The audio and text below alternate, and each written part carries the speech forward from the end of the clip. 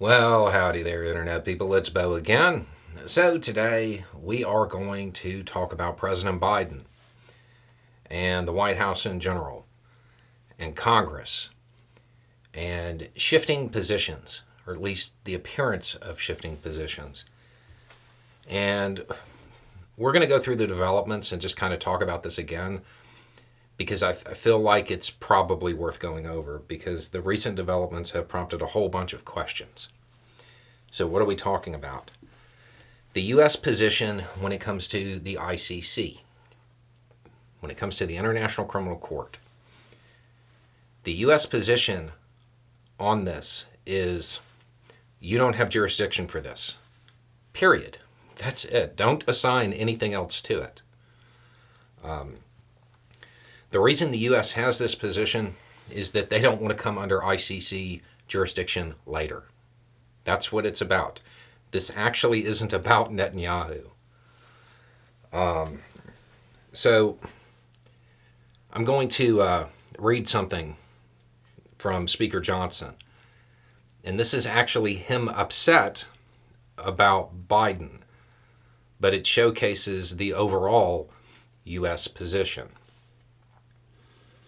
The ICC should clearly be sanctioned for its outrageous and unfounded claims of authority, claiming the jurisdiction. That's the issue.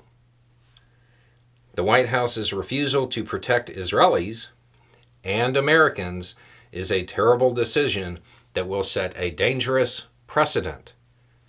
Not concerned about what's happening right now.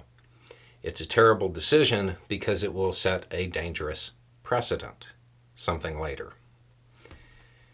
And that's from Johnson, upset about what is being seen as a new position from the White House on this. And that new position, that isn't really a new position, but is the White House saying sanctions on the ICC are not an effective or appropriate tool to address U.S. concerns. We will work with Congress on other options to address the ICC overreach, again, outside their jurisdiction. That's the issue. Don't attribute it to anything else or it will get confusing. Okay, so what is the policy shift? There's not really one. Biden and the White House said that they would be willing to work with Congress in a bipartisan fashion to come up with some kind of response to the ICC. And the Republican Party, they just kind of wanted to go scorched earth with sanctions.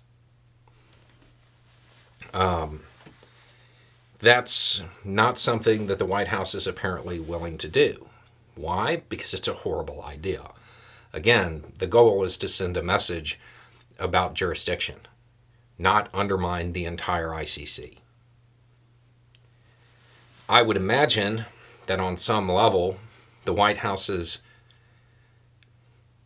I don't know if it's okay with the application for the warrants, but it's not upset about the pressure that it's causing because the White House is trying to work a large deal, and that pressure is helpful. But they still want to send a message about future jurisdiction. So, why does the White House hold the position that it does when it comes to not using sanctions? Because that's too much. It's diplomacy. It's supposed to be finesse, subtlety. The Republican Party wants to do it because they have adopted the foreign policy strategy of Trump. Everything to the extreme. Scorched earth. The thing is, Trump's foreign policy was an abject failure. You don't want to duplicate that. So the shift in position about the ICC, it's not really a shift.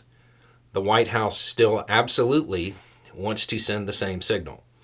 They just don't want to go scorched earth.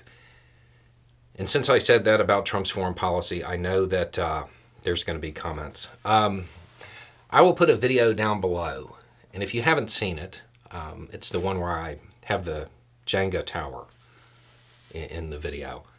Watch it. It's probably going to answer all of your questions and all of your comments about how great Trump's foreign policy really was. Anyway, it's just a thought. Y'all have a good day.